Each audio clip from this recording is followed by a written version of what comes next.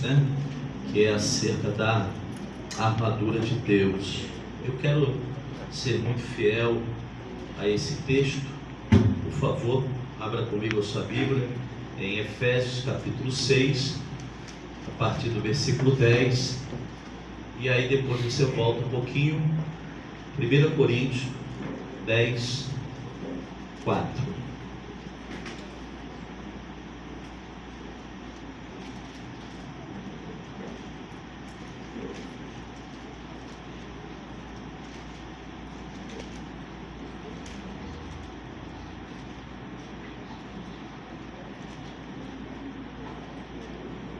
Efésios capítulo 6, versículo 10, e 2 Coríntios capítulo 10, versículo 4. Glória a Deus. Certamente os irmãos decorrer desse período aí já ouviram muita coisa, né? Acerca de armadura de Deus. Eu espero no Senhor poder somar aquilo que já tem sido falado e que minha participação possa de alguma forma trazer algo de Deus e edificação para a vida dos irmãos. Nos diz assim a palavra do Senhor: quanto ao mais, sede fortalecidos no Senhor e na força do seu poder, revestível de toda a armadura de Deus, para poderes ficar firmes contra as ciladas do diabo. Porque a nossa luta não é contra sangue ou contra carne, sim contra principados e potestade, contra os dominadores deste mundo tenebroso, contra as forças espirituais do mal nas regiões celestes. Glória a Deus. Portanto, tomai toda a armadura de Deus para que possais resistir no dia mau. E depois, tendo vencido tudo isso, permaneceis inabaláveis. Estais, pois, firmes, cingindo-vos com a verdade e vestindo-vos com a couraça da justiça. Calçai os pés com a preparação do evangelho da paz, embraçando sempre o escudo da fé, com o qual podereis apagar todos os dardos inflamados do maligno. Tomai também o capacete da salvação e a espada do Espírito, que é a palavra de Deus. Glória a Deus. 2 Coríntios, obrigado, irmão. 2 Coríntios capítulo 10, versículo 4. Uma passagem muito conhecida. Porque as armas da nossa milícia não são carnais, e sim poderosas em Deus para destruir fortaleza, anulando nós sofismas.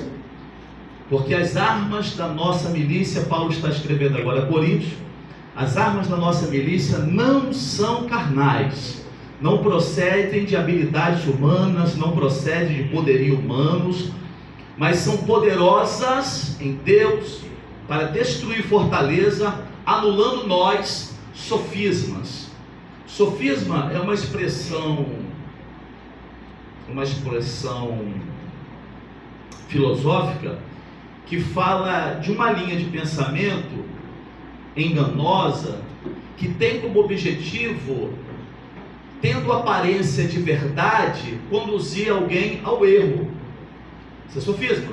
Aí Paulo diz: as armas da nossa milícia, elas não são carnais, elas são poderosas em Deus para destruir fortalezas, anulando nós sofismas. Amém? Poderia sentar, queridos.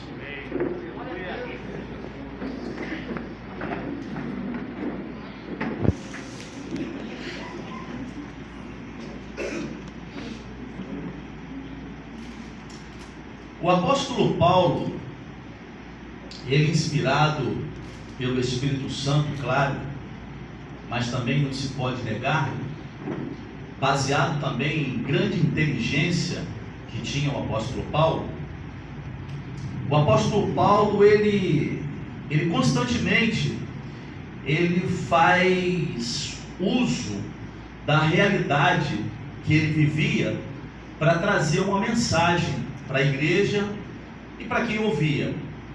Constantemente, Paulo usa de fatos do seu dia a dia para trazer uma mensagem para a igreja. Por exemplo, em Romanos capítulo 7, versículo 24, Paulo fala assim: miserável homem que sou, quem me livrará do corpo dessa morte? Paulo está falando acerca da sua natureza humana, da nossa natureza humana, que é miserável, que é caída, mas Paulo está fazendo alusão a um costume judicial que havia na época. Havia um costume naquela época, naquela região, que quando o homem cometia um assassinato, dependendo do fato, esse homem era condenado a carregar o corpo da sua vítima até esse corpo apodrecer. Era uma pena. Ele matava uma pessoa e era fixado no seu corpo, o corpo daquela pessoa, e ele andava com aquele corpo nas suas costas até aquele corpo apodrecer. Era a pena que ele passava. E Paulo pega essa realidade cultural da época e diz assim: miserável homem que sou, quem me livrará do corpo, do peso morto dessa morte? Falando da sua natureza humana. Paulo era um homem estrategista e usava essa realidade do seu dia a dia para trazer uma mensagem para a igreja, como nós falamos. A gente percebe isso que quando Paulo chega em Atenas, havia uma galeria, e naquela galeria havia altares simbolizando alguns deuses, e Paulo percebe que há um altar vazio, e Paulo, estrategista, ele pega aquilo e está escrito naquele altar: há um Deus desconhecido, e Paulo traz uma mensagem para anunciar o Deus de Israel. Se a gente perceber, Paulo segue o exemplo do Senhor. Jesus usa uma estratégia de trazer assuntos do seu dia a dia para trazer uma mensagem, uma revelação divina para as pessoas. Por exemplo, quando o Senhor fala acerca da dracma perdida, Jesus está falando de uma dracma, uma moeda que tem muito valor, que se perdeu dentro da casa. Jesus está falando de um momento de algumas pessoas que, embora tenha muito valor, ele vai estar perdido nas sombras, mas dentro da casa. Jesus vai haver alguns momentos que ele vai falar acerca do agricultor, ou seja, o Senhor fala para o povo dentro da realidade que eles viviam, para trazer uma mensagem espiritual. Só que o que é tão tremendo é que Paulo não leu isso, porque a primeira epístola de Paulo, 1 Tessalonicenses, foi escrita em 41, e o primeiro evangelho de Marcos foi escrito em 55. Paulo não leu isso. Aí a gente vai entender quando Paulo fala assim: porque eu aprendi do Senhor o que também vos ensinei. Glória a Deus. Paulo, ele no capítulo 2 Timóteo, capítulo 2, não precisa abrir, 2 Timóteo, capítulo 2, no versículo 1, Paulo diz assim: olha, tu, pois, filho meu, escrevendo a Timóteo, fortifica-te na graça que há em Cristo Jesus, o que da minha parte ouviste através das minhas testemunhas, isso mesmo transmite a homens fiéis, também a idôneo, para instruir aos outros. Participa dos meus sofrimentos como um bom soldado. Veja bem, Paulo está vivendo uma realidade em que o Império Romano era referência mundial. Paulo agora traz a visão da igreja para um soldado. Ele diz: participa das minhas aflições como um bom soldado de Cristo. Aí ele segue dizendo assim: nenhum soldado em serviço se embaraça com as coisas dessa vida, a fim de agradar aquele que o arregimentou. No verso 5 ele diz: igualmente o atleta não é coroado se não lutar segundo as normas. Paulo compara a igreja a um soldado, Paulo agora compara a igreja a um atleta, e esse mesmo Paulo em outra carta vai dizer assim, prossigo para o alvo, para o prêmio da soberana vocação. Quando Paulo falou isso, eles sabiam o que Paulo estava falando, porque havia uma competição naquela época, em que havia um poste lá no final, e que as pessoas tinham que correr e tocar no poste. Aquilo que a gente brincava antigamente, pique-poste, lembra? Quem tocava no poste ganhava. Isso é antigo. Aí quando Paulo fala assim, prossigo para o alvo, meu objetivo é Cristo, para o prêmio da soberana vocação. Eles sabiam o que Paulo estava falando. E aí no verso 6 diz, o lavrador que trabalha deve ser o primeiro a participar da lavoura. Paulo pega a realidade de um soldado, de um atleta, e agora de um lavrador, e traz uma mensagem para a igreja. Paulo era muito inteligente. Paulo agora no capítulo 6, em Efésios, Paulo ele usa a armadura do soldado romano para tipificar a armadura que Deus reveste ou revestiu a sua igreja. Paulo usa a imagem da armadura do soldado romano, aquilo que os judeus conheciam bem, aquilo que a igreja conhecia bem, e tipifica essa armadura como sendo uma armadura que o Senhor Jesus, ele reveste a sua igreja. Veja bem, quando nós olhamos para Coríntios, e aí eu ainda estou na introdução da mensagem, quando nós olhamos para Coríntios, a gente percebe que Paulo está falando agora para a igreja de Coríntios, dizendo de armas. Ele diz que armas da nossa milícia, elas não são carnais, mas elas são poderosas em Deus. Quando Paulo está falando à igreja, aos Efésios, ele diz, quanto mais, irmãos meus, sede fortalecidos. Ou seja, Paulo está dizendo que a igreja, ela deve estar fortalecida, mas Paulo está dizendo que a nossa força não é o nosso poderio econômico, a nossa força não é o nosso poderio individual, a nossa força não é o nosso poderio intelectual. Isso acrescenta, mas não é a nossa base. Paulo está dizendo, fortalecemos no Senhor e na força do seu dunamis, do seu poder, revestido de toda a armadura de Deus. Mas qual o sentido de se fortalecer no Senhor, nas forças do seu poder? Para quê?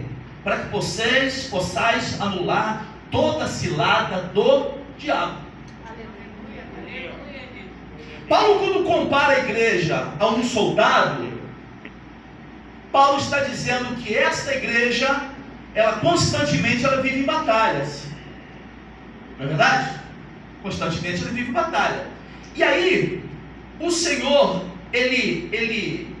quando ele reveste essa igreja, e infelizmente alguns de nós não têm noção disso, que quando o Senhor Jesus ele foi para o céu, ele não deixou uma igreja fraca.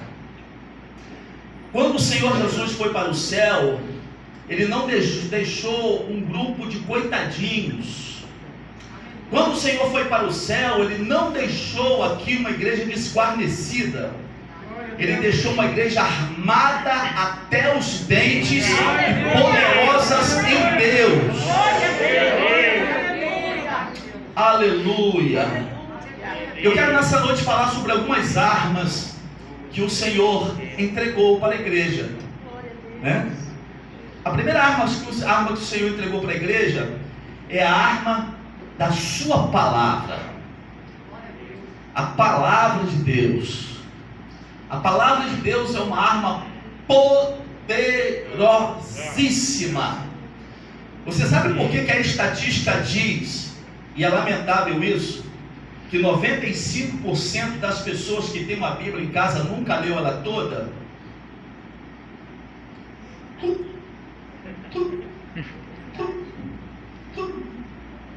É verdade. 95% de alguém que tem uma Bíblia em casa nunca a leu toda. Só que nós dizemos que essa palavra é poderosa. Não é, porque se fosse, eu daria devida atenção para ela. Nós dizemos que essa palavra é a palavra de Deus. Não é, porque se fosse, eu daria devida diligência para ela. Nós dizemos que essa palavra é a única regra de fé que conduz o homem ao céu. Não acredito nisso, porque se eu acreditasse nisso, eu daria devida importância para ela. Ou então eu sou incoerente. Eu vendo um peixe que eu não acredito, que eu não como.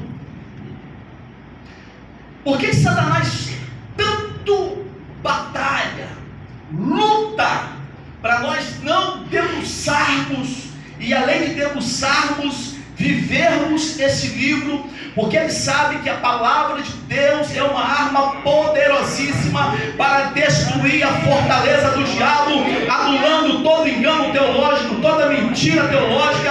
A palavra de Deus é a palavra que dá vida, que levanta, que restaura, que cura, que anima, que transforma. A palavra de Deus é a base da igreja. Aleluia! Percebam bem, não preciso abrir a Bíblia. Percebam bem, Deuteronômio capítulo 30, versículo 14. Pois esta palavra está aí muito perto de ti, na tua boca e no teu coração, para cumprirdes. Salmos 33, não precisa ver. Salmos 33, verso 4 e 6, diz assim: porque a palavra do Senhor ela é reta, e todo o seu proceder é fiel. Os céus por sua palavra se fizeram, e pelo sopro da sua boca o exército deles. Salmo 107, verso 20, nos diz a palavra do Senhor: enviou-lhes a sua palavra e os sarou, e os livrou daquele que era mortal. Enviou-lhes a sua palavra e os sarou, e os livrou daquele que era mortal. Mais um pouquinho à frente, Salmo 119, apenas me ouça para ganharmos tempo. Salmo 119, no verso 9, nos diz assim a palavra do Senhor: de que maneira poderá o jovem guardar puro o seu caminho, observando segundo a sua palavra. Salmo 119 ainda, versículo 11 e 15, nos diz a palavra do nosso Deus: guarda o coração na tua palavra, para não pecar contra ti. Versículo, no verso ainda, Salmo 119, verso 15, 16 e 67. Salmo 119, verso 15: terei prazer nos teus decretos, e não me esquecerei da tua palavra. Verso 67 ainda, no Salmo 119: antes de ser afligido eu andava errado, mas agora guardo a tua palavra. Salmo 119, verso 5: lâmpada para os meus pés e a tua palavra é luz para o meu caminho. Nesta noite, seja fortalecido pelo poder da palavra, seja restaurado pelo poder da palavra, receba essa injeção de ânimo pelo poder da palavra, seja impactado na tua alma, no teu espírito, pelo poder da palavra. A palavra cura, a palavra levanta, a palavra restaura, a palavra liberta, a palavra dá vida, a palavra ressuscita. Nesta noite, a igreja do Senhor se alegra nele, porque estamos embaixo da autoridade e do poder da sua palavra. Aleluia! Quem nos ensinou a isso foi o próprio Jesus. Mateus capítulo 4, diz a Bíblia assim, que ele estava no monte, e Satanás se apresenta diante dele e diz para ele: 40 dias se passa, se tu és o Filho de Deus, transforme essa pedra em pão. Ele diz: está escrito. Está onde? Na palavra. Está escrito: nem só de pão viverá o homem, mas de toda palavra que sai da boca de Deus. Por permissão, o Espírito leva até um alto monte e diz para ele assim: também está escrito. Ou seja, o inimigo conhece a palavra, mas ele é o único ser que distorce, porque ele sabe que o poder genuíno e autêntico da palavra é capaz de destruir o seu império, o império das trevas. E Satanás diz para ele: olha, também está escrito que o Senhor dará ordem aos seus anjos para te guardar e não tropeçar em nenhum caminho. Mas o Senhor diz: também está escrito, Satanás, escrito aonde? Lá no livro de Deuteronômio: não tentarás o Senhor teu Deus. Satanás vem novamente e diz para ele: se prostrado me adorares, te darei toda a glória do mundo, porque a mim me foi entregue. Para trás de mim, Satanás, porque está escrito: somente ao Senhor teu Deus adorará, e só a ele servirá. Nessa noite, orianda, labachurianda, Satanás não vai resistir o poder penetrante, cortante da palavra. Jesus foi para o céu e deixou uma igreja poderosa, armada, capacitada, habilitada no poder da sua palavra. Se você crê, levante a sua mão e glorifique a arma da palavra. Diga comigo: eu tenho a arma da palavra. Jesus me deu a arma da palavra. Aleluia! Oh, glória! Todas as vezes que o Senhor fala para Satanás: está escrito, ele faz menção ao capítulo 6 e o capítulo 8 de Deuteronômio. Eu me lembro que quando eu fui curado de epilepsia, eu não quero ser redundante, repetitivo, já falei esse testemunho. Quando eu fui curado de epilepsia, e eu estava na sala, que eu sofria a opressão daquele demônio chamado Omulu, eu peguei a Bíblia, levantei a Bíblia e disse: olha, Satanás, até aqui você me humilhou, mas a partir de agora eu estou tomando posse do que está escrito em Isaías capítulo 53, que o Senhor Jesus levou sobre si todas as nossas doenças e todas as nossas enfermidades. O castigo que nos traz a paz estava sobre ele, e por suas pisaduras somos sarados. Aí eu fui para ele: não estou lhe pedindo, eu estou lhe dando uma ordem. Pega tudo que é seu e vai embora agora, em nome de Jesus. O poder da palavra.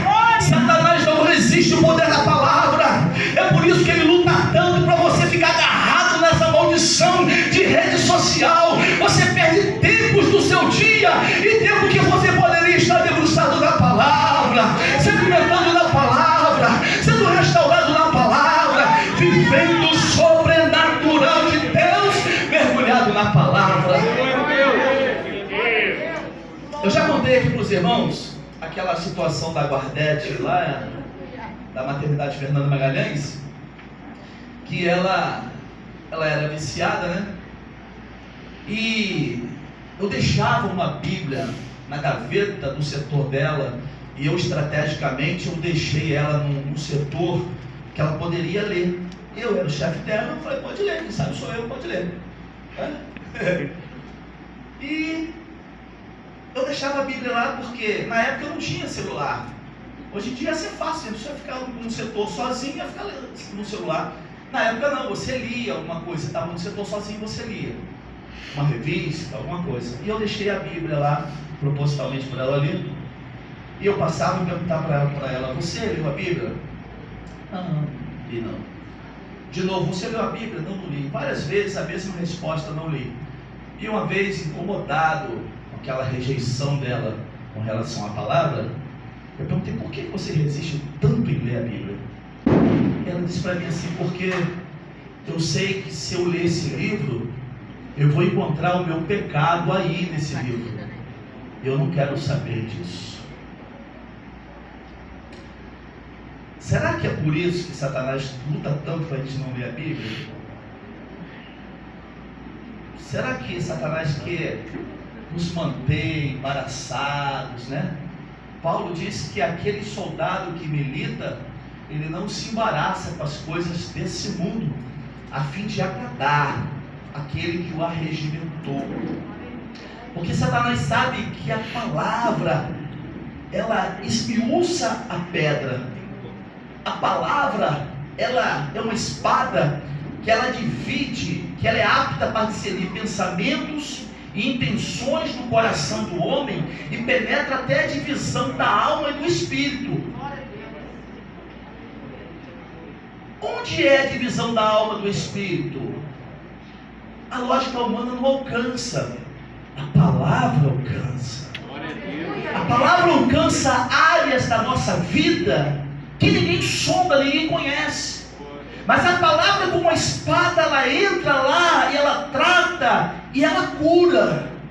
Então a primeira arma que o Senhor entregou para a sua igreja, e volto a dizer, o Senhor, quando foi para o céu, Ele não deixou aqui uma igreja coitadinha. Ele não deixou aqui uma igreja frágil e desguarnecida. Quem quer convencer você disso é o diabo. Que você é fraco, que você é coitado, que você é o mais infeliz dessa terra. O diabo quer convencer você disso. Porque um soldado com a sua autoestima baixa, ele é um soldado ferido. Ele já entra na batalha vencido. Mas Cristo, nesta noite, traz para nós essa revelação, que quando Ele foi para o céu, Ele deixou uma igreja armada, uma igreja guarnecida, uma igreja poderosa em Deus. Em Deus. As armas da nossa milícia não são carnais, não é de habilidade humana, não é de capacidade humana, mas poderosas em Deus. Para quê? Para destruir fortalezas. Ou seja, existem fortalezas impostas por demônios, e que a palavra, devidamente aplicada, ela produz resultado. Ela produz resultado. Na época que eu era viciado, eu tinha entregue a minha vida para Jesus, e aí me deu uma vontade de ir para a favela. O tempo mudou, ficou fresquinho, e eu saí do Parque das Missões para ir para Lucas. Quando eu cheguei em frente ao Brizolão, eu acho, né, o Espírito Santo tocou assim no meu coração, falei assim: pô, mas eu sou crente agora, nem que vou para a favela. O que eu fiz? No meio da rua, Satanás, está escrito que para isto foi manifesto o Filho de Deus, para desfazer todas as obras do diabo. Eu te repreendo em nome de Jesus. Nunca mais botei um baseado na minha boca, nem um pó no meu nariz. Aquele momento, pelo poder da palavra. Você não tem noção o poderio bélico que tem nos teus lábios, na tua alma e no teu espírito. Você não tem noção o que Deus pode fazer em tua vida e através da tua vida, quando tu meteres a mão nessa espada e partir para dentro do diabo. Aleluia, Jesus. Poder da palavra. Irmão, Satanás sabe a ameaça que nós somos para ele. Satanás sabe a ameaça que você representa no mundo espiritual. Meu irmão, então nessa noite te levanta. Tome posse dessa arma poderosa. Ela é tua, ela pertence a ti. O Senhor já me confiou. Tomai, pois, as armas do Espírito. Aleluia, Jesus. Oh, glória. Glória a Jesus. Segunda arma que o Senhor nos confiou. Isso é Glória a forte. Jesus. Aleluia. Aleluia, Jesus. Glória a Jesus. Glória a Deus. O nome de Jesus. Glória a Jesus. Aleluia, Jesus. O nome de Jesus. Santo é o teu nome, Jesus. Glória a Deus. O nome de Buda causou um impacto na sua época, né? Mas Buda fez uma revolução social lá. No mundo espiritual, Buda não pode fazer nada. Ele não pode fazer nada. Surgiu Maomé, fundador do islamismo. Maomé criou uma linha. Eu não estou falando de besteira, não. Eu li o Corão. Um livro sem vida, sem graça, porque não há inspiração divina. É mera filosofia humana. Maomé não pode salvar o homem, e Maomé não pode libertar o homem das garras de Satanás. Aí surge quem? Hipólite Leon Rivaio, cogominado Leon Kardec, Allan Kardec. Allan Kardec criou uma doutrina, a doutrina espírita kardecista, que só explodiu no Brasil. Só no Brasil, né? E aí Kardec disse que o Espiritismo é o Espírito Consolador que Jesus falou que traria ao mundo. Então Deus é brasileiro, né? Porque só explodiu no Brasil, lugar nenhum do mundo o Espiritismo kardecista emplacou, só no Brasil. Deus é brasileiro, o Espírito Consolador é só no Brasil. Balela. Nós conhecemos Confúcio, com suas filosofias, nada mais do que isso. Mas quando eu olho Filipenses, não precisa abrir a sua Bíblia. Filipenses, capítulo 2, diz assim: tende em vós mesmos o sentimento que houve em Cristo Jesus, pois ele, subsistindo em forma de Deus, não julgou com usurpação ser igual a Deus. Ante a si mesmo se esvaziou, assumindo a forma de servo, tornando-se semelhante a homens, reconhecido em figura humana. A si mesmo se humilhou, tornando-se obediente até a morte de cruz. Pelo que também Deus o exaltou sobremaneira e deu-lhe o nome que está acima de todo nome. Ou seja, ele recebeu o nome que está acima de todo nome de influência que surgiu na história, todo nome político, filosófico, religioso que surgiu na história. Paulo, revelado pelo Espírito Santo, disse: Jesus recebeu o nome que está acima de todo o nome, para que ao seu nome de Jesus se dobre todo o joelho no céu, na terra e debaixo da terra, e toda a língua confesse que Jesus Cristo é o Senhor, para a glória de Deus. Cadê a noiva dele? Deixa eu ver a noiva dele. Deixa eu ver. Se você se alegra com o nome dele, se você se alegra com a unção do nome dele, se você se alegra com a autoridade do nome dele, seja renovado pelo nome de Jesus, seja restaurado pelo nome, o nome lindo do amante da nossa alma, o nome lindo de Jesus de Nazaré. Glória a Jesus. A segunda arma poderosíssima que o Senhor deu para a igreja é a arma do seu nome, o nome de Jesus. Aleluia, Jesus. Os 70, Jesus envia 70, né, discípulos. Quando os 70 voltam, eles falam assim: Senhor, todos os demônios nos submetem pelo poder do teu nome. Aleluia, Jesus. Os 70 se admiraram, porque os demônios se sujeitam à igreja pelo poder do nome de Jesus, o Senhor, fundador e dono da igreja. Aleluia! Aleluia! Oh, glória! Desde Adão até ele, demônio não era expulso de ninguém. Desde Adão até Jesus, Demônio não era isso. Evangelista, consegui pegar o senhor no contrapé. Por quê? Lembra lá de Saul? Tá lembrado de Saul? Me explica isso. E aí? Saul estava endemoniado, né? Davi. O texto não diz que o demônio saía. Saul se tornava calmo, ele se acalmava. O demônio agitava Saul, e quando Davi, poder do louvor, né, cara? Rapaz, o poder do louvor. Poderia ter colocado a arma do louvor também, né? Mas tinha certo aí de contralinha. Poder do louvor. E quando Samuel, quando Davi, dedilhava,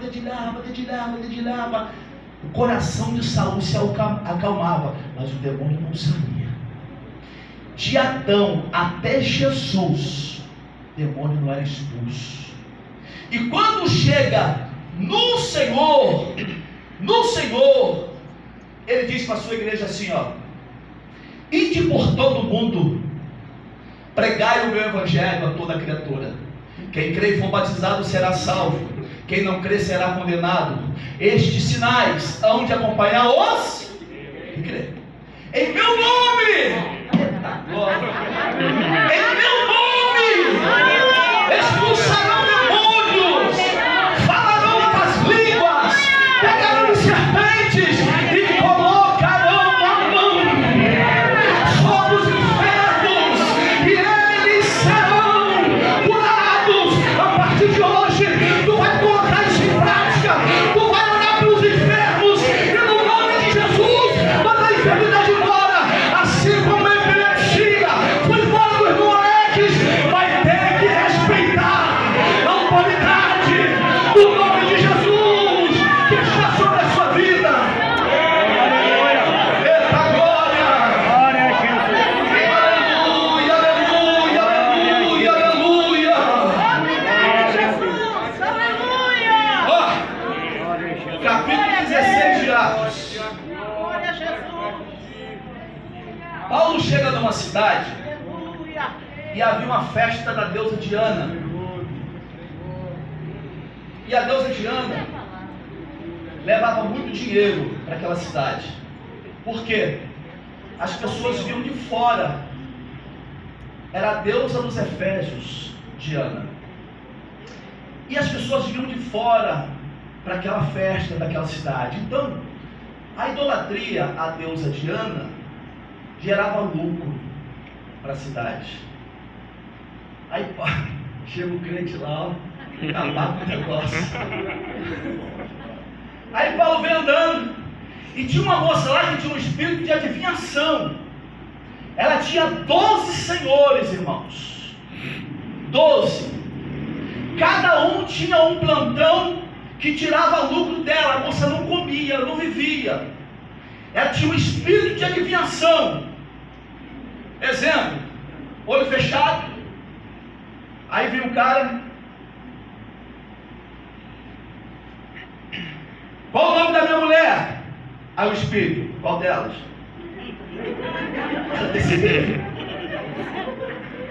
Já sabia tudo, já sabe, irmão. Já sabe. Já não sabe? Sabe. E aí, Paulo vem andando, a esse infeliz desse demônio. Tá indo lá, um servo de Deus Altíssimo, Deus é com ele. O diabo estava mentindo? Não. Estava querendo fazer o quê? Vaidade do coração de Paulo. E Paulo está passando. E aí o texto diz que aquilo incomodou a Paulo. Teve um dia que aquilo incomodou. Aí Paulo vem passando. Aí o diabo, tá vendo lá? Aquele lá é certo. Paulo,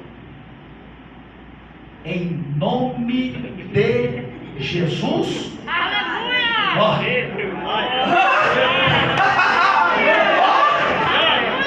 O texto disse na mesma hora. A mulher não adivinhava mais nada. Quebrou a empresa de Satanás. Quebrou a firma do diabo. A autoridade e o poder do nome de Jesus. Aleluia!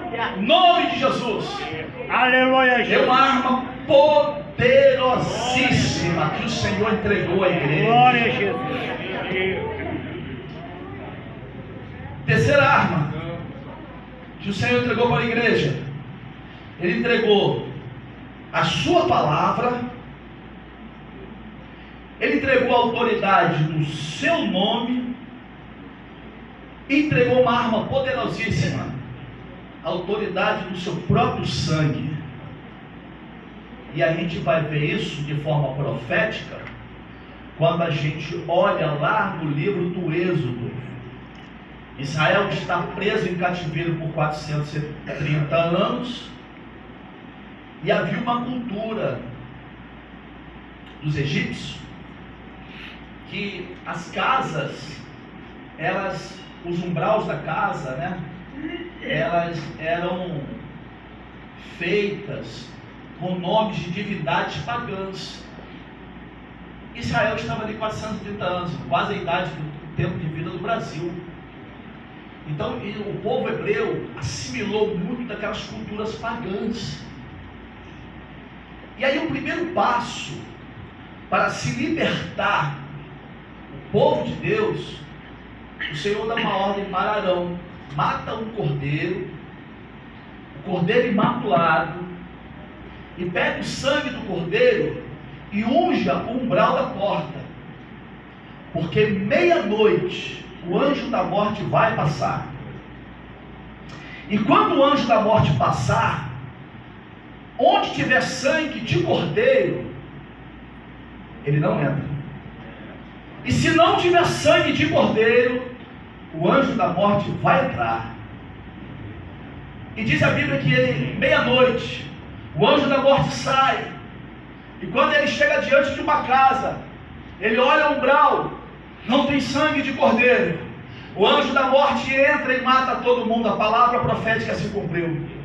O anjo da morte sai novamente e entra dentro de uma outra casa do povo egípcio. Quando olha no umbral, primeiro tinha que olhar o umbral. Quando olha no umbral, não tinha sangue de cordeiro. O anjo entra e mata, porque se não tivesse sangue de cordeiro, tinha autonomia para fazer. Por quê? Porque a Bíblia diz que o diabo vem para roubar, matar e destruir. Aí Jesus disse: mas eu vim para que tenham vida e a tenham com abundância. Lá no Egito sai o anjo da morte. Quando o anjo da morte bate de frente da casa de um judeu, quando ele olha no umbral, ali tem sangue. E se tiver sangue de cordeiro, eu não tenho autonomia para entrar. Se tiver sangue de cordeiro, não pode entrar. O diabo não tem autonomia para entrar. Onde tem sangue, deixa eu ver se tem sangue na tua vida aí, crente. Deixa eu ver se tem sangue. Se tiver sangue de cordeiro, é a marca registrada que você tem dono, você tem, e Satanás não pode tocar. Não pode tocar. Glória a Deus. Onde se cumpriu isso? Hebreus capítulo 2, versículo 14 e 15 diz assim: assim como os filhos tiveram participação na carne e no sangue, semelhante a ele, para que por sua morte destruísse aquele que tem o poder da morte, a saber, o diabo. Você não entendeu? Vou repetir. Assim como os filhos têm participação na carne e no sangue, ele também, para que por sua morte ele destruísse, anulasse, aniquilasse, desfizesse a autoridade daquele que tem autoridade sobre a morte, a saber, o diabo. Aleluia. E aí se cumpre o texto que eu amo, 1 João, porque para isto foi manifesto o Filho de Deus, para desfazer todas as obras do diabo. Então percebam que o Senhor, ele não deixou, irmãos, uma igreja pobre coitada. Se você não tinha noção do que você é no mundo espiritual, a partir de hoje, receba isso. Você não é um pobre coitado, você não é um Zé Ninguém. Você tem dom. Você foi comprado pelo sangue de Jesus. Após você ser comprado pelo sangue de Jesus, Ele colocou em você a presença e a essência de Deus, que é o seu Santo Espírito. Paulo disse que esse Santo Espírito é um selo. Paulo fala que o inteligentíssimo Paulo chama isso de penhor, ou seja, você só penhora aquilo que você vai voltar para buscar. Quando Paulo fala, olha, o Espírito Santo é o penhor da salvação, ele está dizendo assim, você que tem o Espírito, você tem um selo e uma marca, que lá no mundo espiritual, o diabo está vendo esse selo em você. A primeira coisa, você tem dono, e segundo, o seu dono vai voltar para lhe buscar. Você não é qualquer um. O Senhor lhe deu armas poderosíssimas, arma da sua palavra, a arma do seu próprio nome, a arma do seu sangue. Mas qual o sentido disso tudo? Nós entendemos no começo que Paulo vai dizer que essas armas, elas são para destruir fortalezas. Ou seja, o que é uma fortaleza? Fortaleza é um domínio que um exército cria, e ali ele forma uma base. E para destruir essa fortaleza, só um rei mais poderoso para destruir a fortaleza. Paulo disse que essas armas, que são poderosas em Deus, elas são para a destruição da fortaleza e para nos fortalecer no dia mau. Porque há um dia mau. Para todos nós há um dia mau. E se nós não tivermos fortalecidos com o capacete da salvação, sabendo usar a espada, que é a palavra, calçar os pés da preparação, fundamentado no Evangelho da paz, você pira no dia mau. Você não suporta no dia mau. E é por isso que o Senhor entregou essa couraça, esse revestimento para essa igreja, enquanto e como soldados, passar pelo dia mau, e sabendo que o dia mau é um dia que ele vai passar. Aleluia. E a segunda função, o objetivo de todo esse aparato espiritual e bélico é para destruir fortalezas espirituais. Você sabe o campo fértil que Satanás usa para implantar uma fortaleza? A mente das pessoas.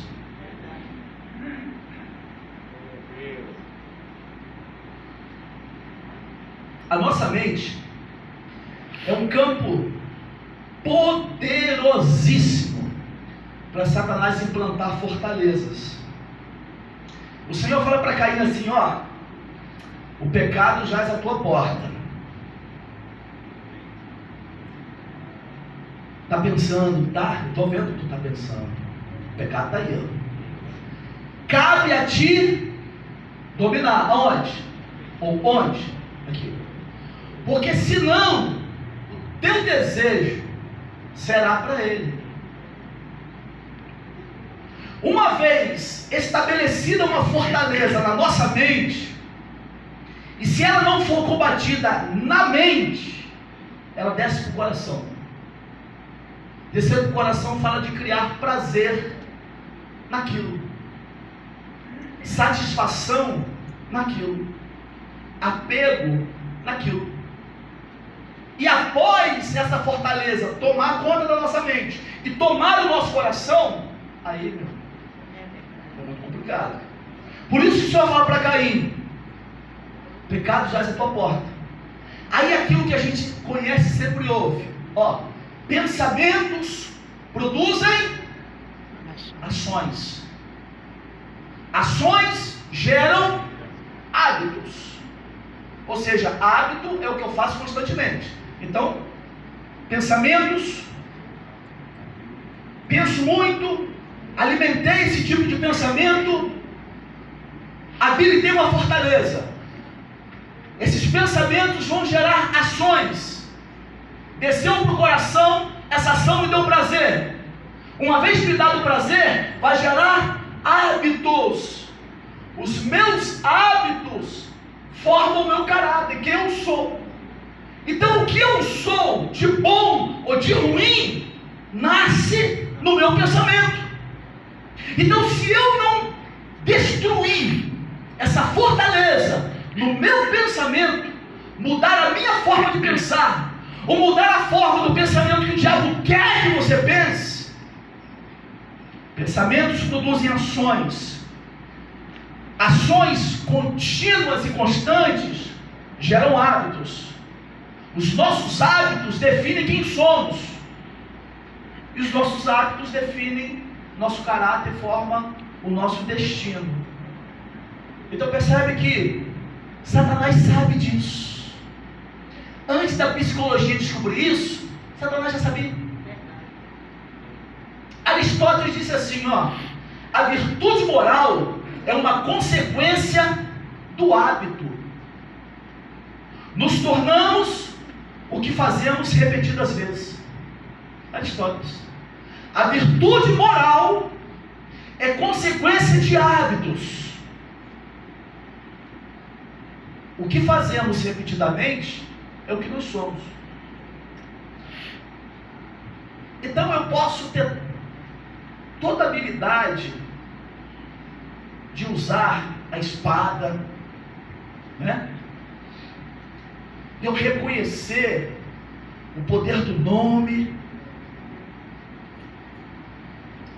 de eu reconhecer a autoridade e a unção do sangue de Jesus, mas se eu não entender que eu preciso mudar os meus hábitos, embora conhecendo, sabendo tudo isso, eu vou viver preso em fortalezas espirituais. Você sabe?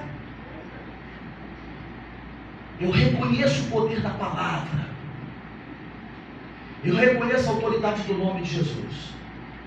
Eu reconheço que o sangue de Jesus desfaz as obras do diabo. Mas se eu não mudar a minha disposição de pensamento, se eu não entender quem eu sou de fato no mundo espiritual, lembra que nós falamos? O diabo quer que você pense que você é um coitado, que você é a pessoa mais infeliz do mundo, que você veio para a igreja e nada dá certo, que você nasceu para sofrer, que você está fadado a dar errado. Mas o que a palavra fala acerca de você? Quem é você?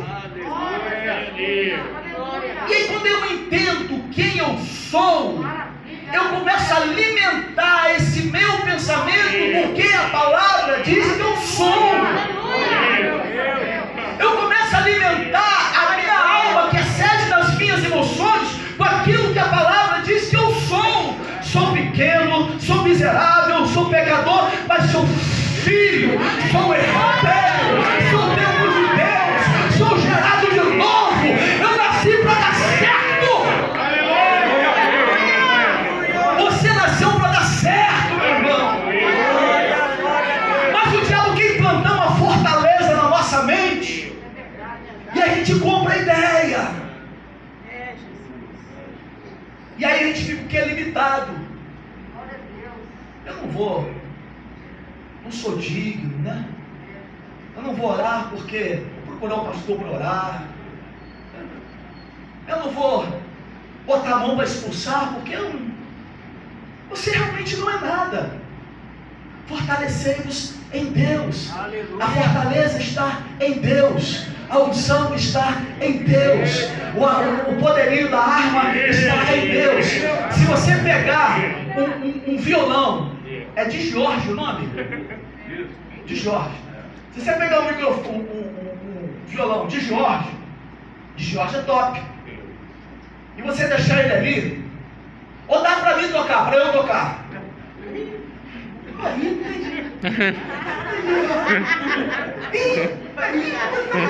mas você vai tocar violão. Sei não. Eu tocar. Não foi a carne nem o sangue que te revelou. Aí se eu pegar o violão para tocar, você vai acontecer? Cara, eu vou desafinar o violão, mas ele é um de Jorge. E tem uma diferença, não é o violão, é quem toca o instrumento. Você é um instrumento, um instrumento valiosíssimo. Mas quem faz a diferença é quem te usa, é quem está em você. Reconheça isso.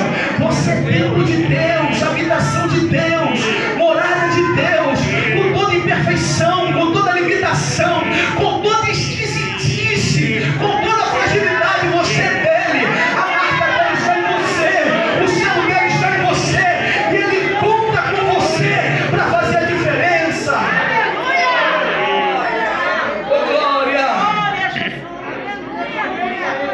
Fortalecei-vos em Deus e na força do seu poder. Glória a Deus. Aleluia. Quero desejar em Deus que a partir de hoje, se você pensava que você não é nada, isso é uma mensagem de Satanás para a sua vida. Você é que a palavra diz que você é. Você precisa viver isso aqui, ó. Aleluia, Jesus. Antes de viver aqui. Porque se nós vivermos só aqui, nós vivemos essa promessa por emoção. E aí quando vem um dia mal, a gente para, né? Então tem que ser na razão e também na emoção. Mas primeiro aqui, você tem que entender quem você é no mundo espiritual, o que você é no mundo espiritual, o que Deus te fez e como Deus te fez no mundo espiritual. Entendendo isso, a fortaleza de Satanás cai por terra. Amém? Querido, que Deus em Cristo vos abençoe em nome de Jesus. Dê uma linda salva de palmas.